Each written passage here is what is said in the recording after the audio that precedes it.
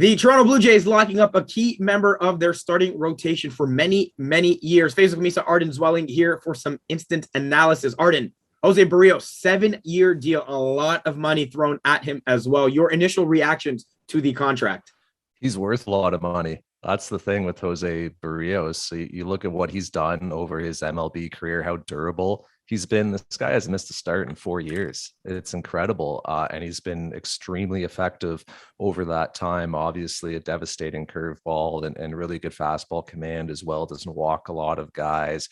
He really checks all the boxes for you. You know, he's not, the Max Scherzer or the Jacob deGrom. Like, he's not the elite of MLB starting pitching, but he is absolutely a frontline starter, a very solid piece of this rotation. And the Blue Jays can feel really good about having him locked up for, we'll see how long he's got the opt-out in there after the 5th year, but for at least the next 5 years. I should mention, of course, the 7-year deal, $131 million committed to Berrios. He does have that opt-out after 5. One of the things that struck me right away after the signing of the deal was Alek Manoah tweeting his excitement at having him staying on this team and staying part of this rotation for many, many more years to come. Like, it just seemed like when Berrios came to Toronto, he fit in perfectly with the clubhouse dynamic and with what the goal of this team is going forward, right? Well, the Blue Jays clearly sold him on the culture with this club, on the pitching staff, Pete Walker and Matt Bushman, on his teammates, on the city, on being in Toronto, on the Rogers Center, on everything that goes into it. I don't know if he's been to the player development complex in Dunedin yet, but that's absolutely a big selling point for free agents this offseason. That's something a lot of people in the industry are talking about, what a separator that can be for the club. So the Blue Jays sold Jose Berrios on that because he is foregoing betting on himself and hitting free agency after this next season. It's why I kind of low-key do not love this deal for Jose Berrios from his perspective, because for all the same reasons that I love it from a Blue Jays perspective. He's durable, he's effective, he's everything that you would want in a starting pitcher, and he's young. I mean, he would have hit free agency at 29 after next season, and 29-year-old starters who do everything that he does and are as solid and well-rounded as he is do very well on the free agent market. So Jose Berrios is willing to forego that and ink this extension because clearly he was sold on the Blue Jays and his future with this franchise.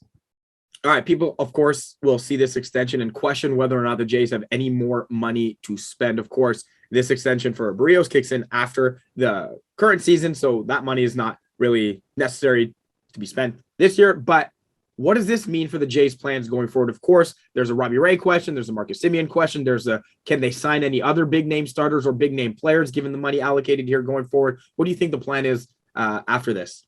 We'll see what the breakdown of the money looks like. The Blue Jays were already going to pay Jose Berrios around $11 million through arbitration next season. So that cost was already baked in. So it really shouldn't impact what they can do this winter. If you're taking on just payroll for 2022, I think that nothing has changed with this extension. I think you can still pursue Robbie Ray. You can still pursue Marcus Semien. You can still go after a Corey Seager or Justin Verlander, pick your guy. Where it gets interesting is in 23 and 24 and 25, because you look at 23, you've got George Springer at around 24 million, Hyun-Jin Ryu at 20. If Berrios is going to be around 20 as well, Teoscar Hernandez is going to be getting more expensive through arbitration, Vladimir Guerrero Jr. as well, Bo Bichette's going to be getting into arbitration. That's when things are going to start getting a little costly. If you're running a payroll around 140, 150, you're going to run out of budget pretty quickly. So that's where the Blue Jays are going to have to be mindful as they sign more players and add more payroll in coming seasons. But as far as just purely this offseason in 2022, I think they're in the same position as they were before the signing. Now they just have cost certainty for Jose Berrios in the years going on past 22.